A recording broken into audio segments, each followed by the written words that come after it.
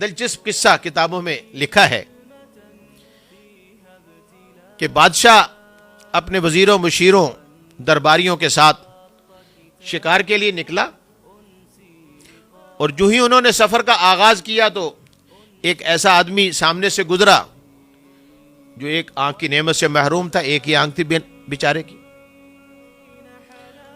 اب انہی توہمات کا شکار بادشاہ، اس نے کہا اس نے صبح صبح اگر ہمارے اس سارے منصوبے میں کھنڈت ڈال دی ہے، اب ہم شکار پہ نکلے ہیں تو یہ منحوس متھے لگ گیا ہے، تو اب تو سارا دن ہماری محنت اکارت جائے گی، تو امید نہیں کہ کوئی شکار ملے، تو اس کو پکڑ کر جیل میں بند کر دو۔ اس نے کیوں نہیں سوچا کہ بادشاہ کی سواری آ رہی اور میں سامنے نہ آؤں؟ تو اس کو پکڑ کر اہلکاروں نے جیل میں بند کر دیا،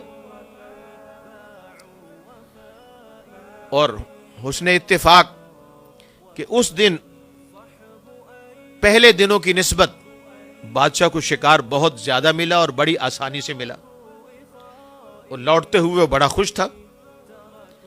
اور جب واپس پہنچا ہے تو اسے یاد آیا کہ صبح صبح ہم نے اس جرم میں ایک آدمی کو قید کر دیا تھا کہ وہ سامنے کیوں آیا ہے، کہ اس کی وجہ سے کہیں ہمارے سارے پروگرام میں کوئی خرابی نہ آ جائے۔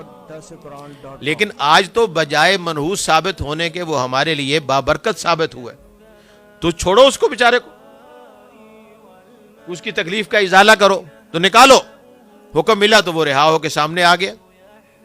اس نے کہا جاؤ یار، ہم نے تمہیں خام خواہ صبح پکڑ لیا تھا، تم ہمارے لیے آج بابرکت ثابت ہوئے ہو۔ اس نے رواج کے مطابق ہاتھ جوڑ کر کہا کہ اگر جان کی امان پاؤں تو میں بھی کچھ عرض کروں، گستاخی نہ سمجھی جائے۔ ہاں ہاں کہو، تم بھی، زیادتی ہوئی تمہارے ساتھ، تم کہہ سکتے ہو۔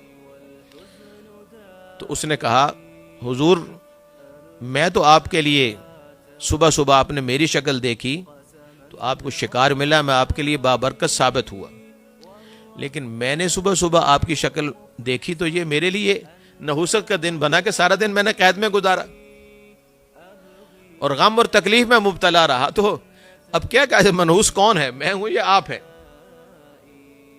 حقیقتاً تو اسلامی تعلیمات کے اندر کسی چیز میں بنیادی طور پر فی نفسی ہی کوئی نحوست نہیں ہے۔ اللہ اکبر۔